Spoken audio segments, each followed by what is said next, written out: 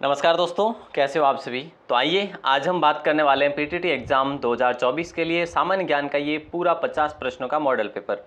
दोस्तों इसमें हम देखने वाले हैं कि सामान्य विज्ञान के क्वेश्चन कैसे आ सकते हैं, राजस्थान जीके के, भारत सामान्य ज्ञान के, तीनों का मिश्रण इस मॉडल पेपर में किया है। और जो करंट अफेयर्स है उसके भी आपको लगभग 10 प्रश्न पूछे जाएंगे।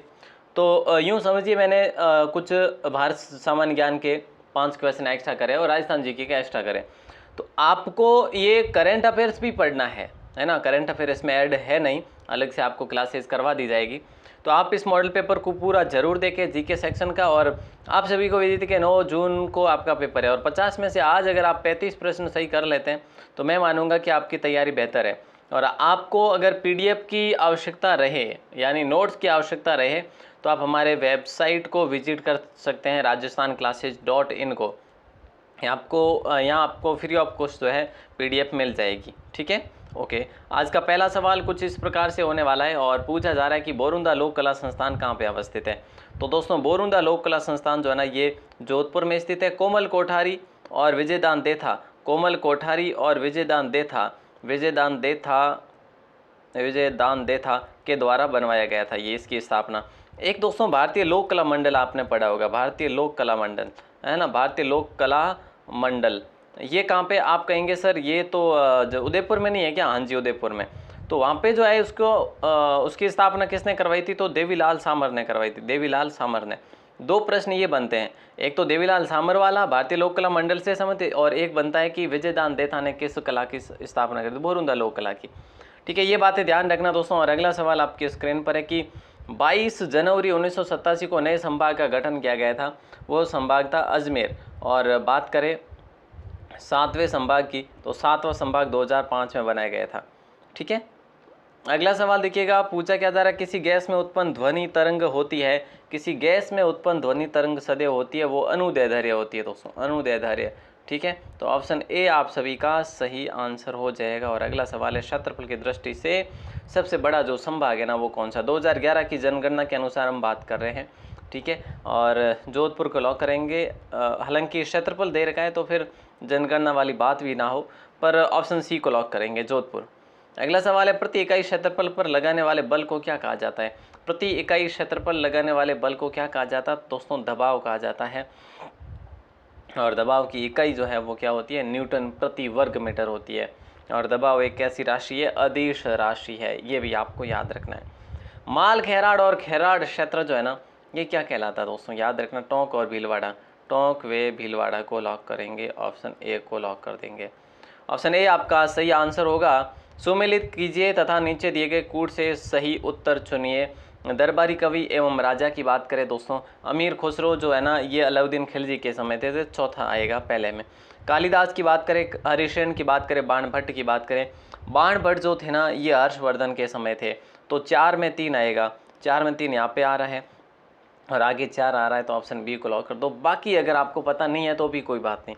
अगर कालिदास की बात करें, कालिदास की, तो कालिदास समुद्रगुप्त के समय थे और हरिशेन जो थे चंद्रगुप्त द्वितीय के समय थे।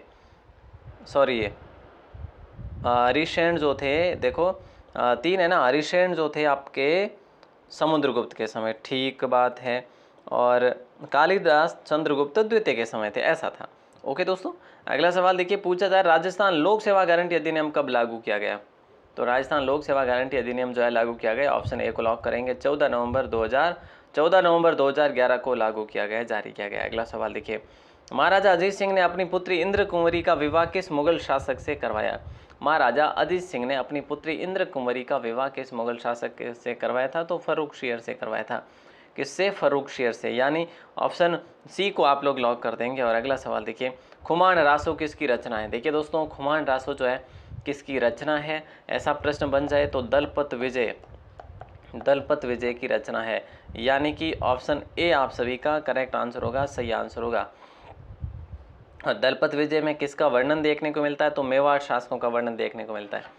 डूंगरपुर में बोली जाने वाली बोली कौन सी है दोस्तों? तो डूंगरपुर में वागड़ी बोली का प्रयोग किया जाता है। ठीक है, ब्रज बोली जो है भरतपुर साइड में है।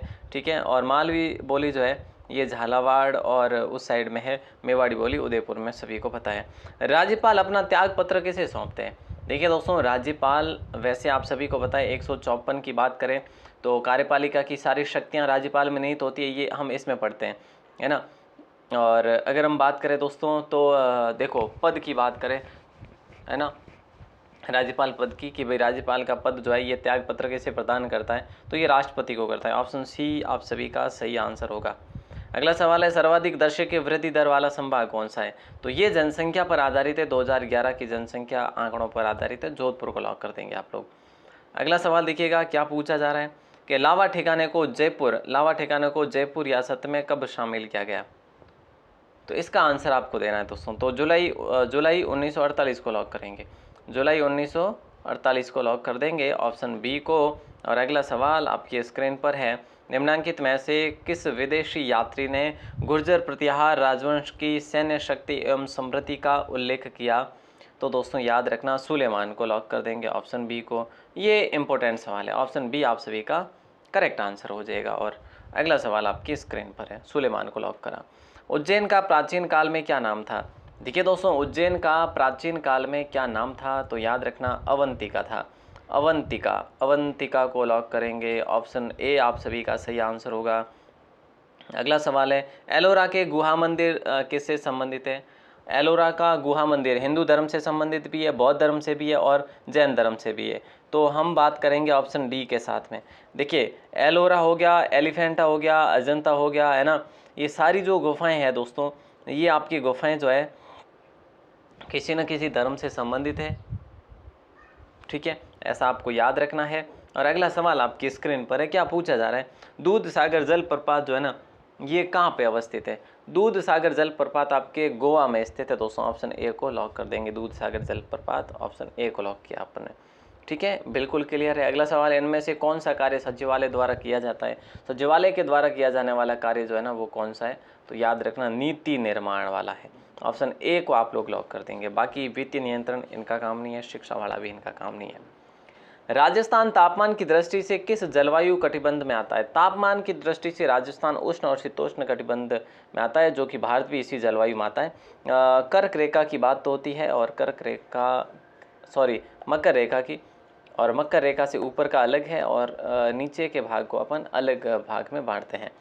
इनमें से किस राज्यपाल का निधन जो है ना पद पर रहते हुए ही हो गया था, इनमें से कौन से राज्यपाल का निधन पद पर रहते हुए ही हो गया था, तो श्री दरबारा सिंह, निर्मल चंद और शैलेंद्र सिंह, तो ऑप्शन डी आप सभी का करेक्ट आंसर होगा, ऑप्शन डी को लॉक कर देंगे। इन सभी का हुआ था, एक प्रभा राव भी जो थी उनका निधन भी पद पर रहते हुए ही हुआ था। अगला सवाल है, विश्व के 8वें आश्चर्य की संज्ञा जो है ना किस दुर्ग को दी गई है, तो मेहरानगढ़ दुर्ग को दी गई, मेहरानगढ़ दुर्ग को। और किसने कहा था, ये जैकलिन कैनेडी ने कहा था, जैकलिन कैनेडी ने, है ना, जैकलिन फर्नांडिस ने नहीं कहा भैया, जैकलिन कैनेडी ने कहा था। आप लोग जैकलिन नाम आते ही जो है आप पीछे ऐड कर लेते हैं उपसर्ग, मैं मानता हूं, लेकिन आपको जैकलिन कैनेडी याद रखना है। मेहरानगढ़ दुर्ग को गढ़ चिंतामणि भी कहा जाता है, सूर्यगढ़ भी कहा जाता है, कागमुखी भी कहा जाता है, बहुत सारे नाम। अगला सवाल है, आंतरिक प्रवाह प्रणाली की सबसे लंबी नदी जो है ना वो कौन सी है, तो ध्यान रखना घग्गर नदी है दोस्तों, कौन सी है, घग्गर नदी, ऑप्शन बी आप सभी का करेक्ट आंसर होगा, जो कि घग्गर श्रीगंगानगर और हनुमानगढ़ से निकलती है और आगे जाके जो है पाकिस्तान की तरफ चली जाती है। अगला सवाल देखिए दोस्तों, लेकिन उससे पहले राजस्थान क्लासेज की वेबसाइट के बारे में बता दूं, यहाँ पे आपको फ्री पीडीएफ मिल रही है दोस्तों। दिन में लगभग 2000 प्लस जो है स्टूडेंट्स, मैं कम बता रहा हूँ, 2000 प्लस स्टूडेंट्स जो है इस पर विजिट करते हैं और अपनी पीडीएफ को डाउनलोड करते हैं। तो आप क्यों चूक रहे हैं ये बताइए मुझे, आपको फ्री ऑफ कॉस्ट मिल रही है पीडीएफ। अब पीडीएफ डाउनलोड करने का आपको थोड़ा सा ज्ञान तो होना ही चाहिए, सीधा डायरेक्टली आपके चैट बॉक्स में पीडीएफ आ जाए ऐसा तो बिल्कुल भी नहीं होने वाला भैया, है ना, कुछ मेहनत करनी पड़ेगी, 2 मिनट 2 सेकंड की, बस ज़्यादा नहीं। राजस्थान तापमान की दृष्टि से उष्ण और शीतोष्ण कटिबंध में आता है, और ये क्वेश्चन दोबारा आ गया। हरणी महादेव मंदिर किस जिले में, राजस्थान के कौन से जिले में हरणी महादेव मंदिर है, ये 1835 ईस्वी का हमें वहाँ पे ताम्रपत्र मिला है। तो कुल मिला के इससे पहले का मंदिर है, तो 500 वर्ष पुराना ये मंदिर है, भीलवाड़ा में स्थित है हरणी महादेव का मंदिर। शिवरात्रि को यहाँ पे मेला भी आयोजित होता है। मुगल चित्रकला के विषय में कौन सा कथन सही है, यानी यहाँ पे युद्ध दृश्य भी दिखाए गए हैं, पशु पक्षी और प्राकृतिक दृश्य भी दिखाए गए और दरबारी चित्रण भी दिखाए गए। तो मैं तो ये मानूंगा कि भाई ये तीनों के तीनों सही है। तो 1, 2 और 3 ऑप्शन बी को लॉक कर देंगे। और अगला सवाल आपके स्क्रीन पर है, पूछा जा रहा है भागीरथ भार्गव की रचना आपसे पूछा जा रहा है, भागीरथ भार्गव की रचना जो है ना इनमें से वो कौन सी है? तो ज्ञान समुद्रम नहीं है। बाकी हथेलियों की ब्रह्मांड है, हथेलियों में ब्रह्मांड है, शाही सवारी भी है और मोती की माँ भी है। ये तीनों रचनाएं जो है ना भागीरथ भार्गव की है। ज्ञान समुद्र जो है ना ये सुंदरदास जी की है, सुंदरदास जी की। तो संत जो हुए थे सुंदरदास जी उनकी है। अगला सवाल, नीति आयोग कब बनाई गई थी? देखिए दोस्तों, नीति आयोग के बारे में सवाल बनाया जा सकता है। तो नीति आयोग को 1 जनवरी 2015 को बनाया गया था, पहले योजना आयोग था। तो अब जो है नीति आयोग है, ऑप्शन ए को आपने लॉक करा। राजस्थान का दूसरा राष्ट्रीय उद्यान कौन सा? यानी कि क्रम वाइज आपसे पूछा जा रहा है, क्रम वाइज है ना, यानी कि सन की दृष्टि से, स्थापना की दृष्टि से। तो ऐसे में अगर पूछा जाए तो पहला तो आपका ये है 1982 में जिसकी स्थापना हो गई थी राष्ट्रीय उद्यान की। और दूसरा राष्ट्रीय उद्यान है केवला देवघना पक्षी विहार। अभी तक राजस्थान में 3 राष्ट्रीय उद्यान ही है, ये आपको जानकारी होनी चाहिए। और तीसरा मुकुंद रायल से, ठीक है। और सरिस्का की बात करें वो वन्यजीव अभ्यारण्य और बाघ परियोजना है, बस, है ना। कातन बावड़ी राजस्थान के कौन से जिले में अवस्थित है? दोस्तों याद रखना जोधपुर ग्रामीण में स्थित है। कहाँ पे है? जोधपुर ग्रामीण में। यहाँ पे जोधपुर ग्रामीण कर लीजिए, ऑप्शन बी को लॉक कर देंगे। और वैसे है कहाँ पे स्थायी रूप से? तो ये ओसिया में स्थित है, ठीक है। और आपने पढ़ा होगा तापी बावड़ी, है ना, चांद बावड़ी, तापी बावड़ी, ये जोधपुर में ही स्थित है। अगला सवाल है कि घरेलू विद्युत युक्तियों को इस प्रकार संयोजित किया जाता है तो उनमें एक समान धारा प्रवाहित हो नहीं, उनको एक समान वोल्टता प्राप्त हो। ऑप्शन बी आप सभी का करेक्ट आंसर होगा। अच्छा वैसे नहीं, अगला सवाल देखिए, निम्न में से कौन विद्युत का सबसे अच्छा जो है ना कुचालक है? निम्न में से कौन विद्युत का सबसे अच्छा कुचालक है? तो वो लकड़ी है मेरे भाई, है ना, लकड़ी को लॉक करेंगे, ऑप्शन सी को। विद्युत कुचालक वैसे किसे कहते हैं पता है आपको? विद्युत कुचालक उसे कहते हैं जिससे होकर विद्युत आगे नहीं जा सकती, है ना, तो लकड़ी को लॉक कर देंगे। अगला सवाल है कि हॉकी का जादूगर किसे कहा जाता है? देखिए दोस्तों, हॉकी का जादूगर मेजर ध्यानचंद को कहा जाता है। बिल्कुल आसान सवाल था, इससे आसान कोई हो नहीं सकता। मेहरौली स्तंभ है दोस्तों, लो स्तंभ है मेहरौली में, और मेहरौली आपका दिल्ली में पड़ता है।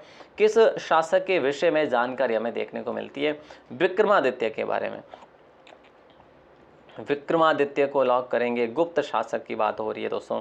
और अगला सवाल आपकी स्क्रीन पर है, पंजाब हरियाणा और राजस्थान, पंजाब हरियाणा और राजस्थान राज्यों की मिश्रित एक परियोजना है, संयुक्त एक परियोजना है, इनमें से वो कौन सी परियोजना है? दोस्तों बात करें चंबल नदी की तो आरजे, एमपी और यूपी, इन तीनों की है। माई बजाज की बात करें गुजरात 55 और राजस्थान 45, ये दोनों का। भाखड़ा नांगल यहाँ पे राइट आंसर होगा, तीनों राज्यों के साथ में जो है संयुक्त परियोजना है ये। परिणाम मित्र यानी ट्रांसफॉर्मर का प्रयोग किया जाता है। आज विज्ञान के क्वेश्चन मैंने कुछ ज़्यादा ऐड करें, तो एसी वोल्टता बढ़ाने के लिए ट्रांसफॉर्मर का प्रयोग किया जाता है। अगला सवाल आपकी स्क्रीन पर है, विद्युत आवेश के प्रवाह की दर को निम्न में से निम्न के रूप में जाना जाता है। विद्युत आवेश के प्रवाह की दर को निम्न के रूप में जाना जाता है, तो ऑप्शन सी को लॉक करेंगे, विद्युत धारा को। विद्युत धारा आप सभी का सही आंसर होगा। और विद्युत धारा के मात्रक की बात करें, ऐसे मात्रक की, तो एम्पियर होता है।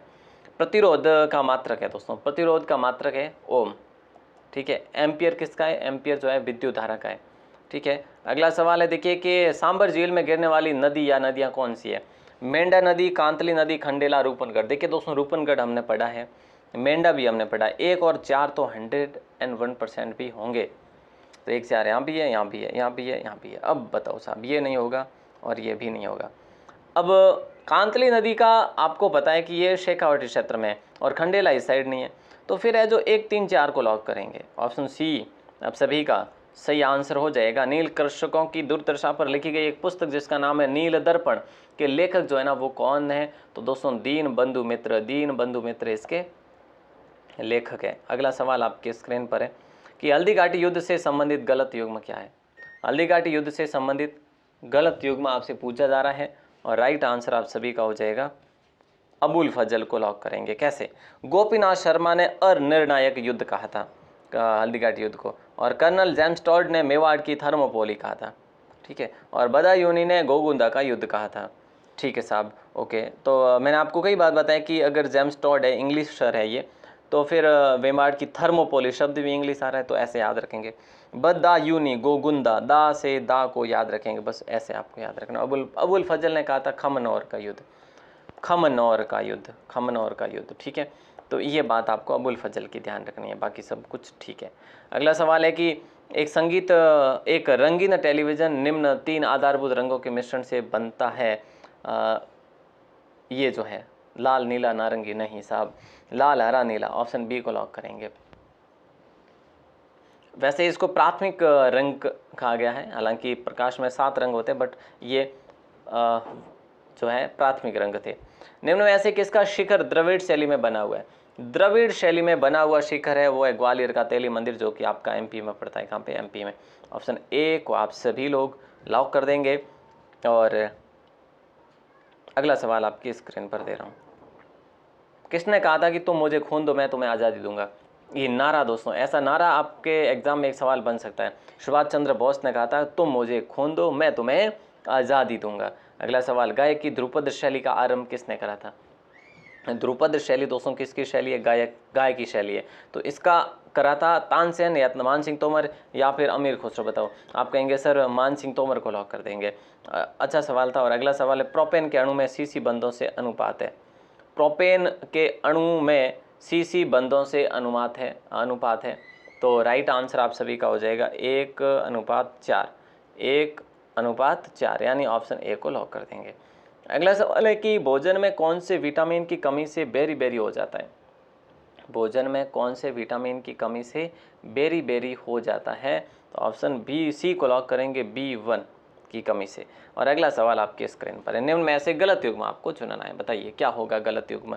बूंदी की स्थापना बूंदा मीणा ने की थी, धौलपुर की राजा धवल ने की थी, बाड़मेर की बारड़ देव ने, और सिरोही की देवी सिंह नहीं होगा। सिरोही की सहसमल ने करी थी दोस्तों, सिरोही की सहसमल ने करी थी। और उसके बाद भी नई सिरोही की बात करें तो भी देवा सिंह नहीं था, शिव सिंह था, ठीक है। ओके, तो यहाँ पे राइट आंसर आप सभी का ऑप्शन डी को लॉक कर देंगे। मछलियों के यकृत तेल में किसकी प्रचुरता पाई जाती है? इसलिए लोग मछलियाँ जो है खाते हैं, तो ऑप्शन विटामिन डी को लॉक कर देंगे। अगला सवाल, लास्ट सवाल आपके स्क्रीन पर है, पूछा जा रहा है कि भाई निम्न में से कौन सी पेट्रोलियम मोम है? निम्नलिखित में से कौन सी पेट्रोलियम मोम है? तो पैराफिन मोम जो है ये पेट्रोलियम मोम की श्रेणी में आती है, ऑप्शन सी को आपने लॉक कर दिया है। अब जो 17 मिनट में आपकी क्लास कंप्लीट हुई है, इसमें मैं आपसे एक ही रिक्वेस्ट करूंगा,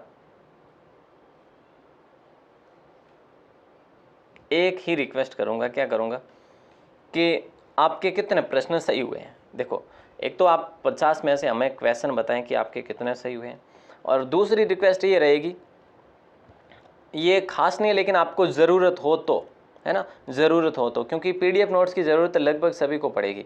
तो राजस्थान क्लासेज की वेबसाइट को विजिट ज़रूर करें PDF के लिए। PDF आपको निःशुल्क दी जा रही है, कोई शुल्क नहीं है, तो ज़रूर विजिट करें और फ़ायदा उठाएं, और अपने दोस्तों के साथ में शेयर ज़रूर करें आज की क्लास को। आप हमारे व्हाट्सएप ग्रुप में ऐड होना चाहते हैं तो हमें इस नंबर पर मैसेज कर सकते हैं। अपना नाम और ज़िला लिख कर ही मैसेज करें, नाम व ज़िला लिख कर मैसेज करें प्लीज़, ऐसे ही मैसेज ना करें। नाम ज़िला लिखेंगे तो आपको ग्रुप में ऐड कर लेंगे, ठीक है दोस्त। ओके, ऑल द बेस्ट, जय हिंद, वंदे मातरम।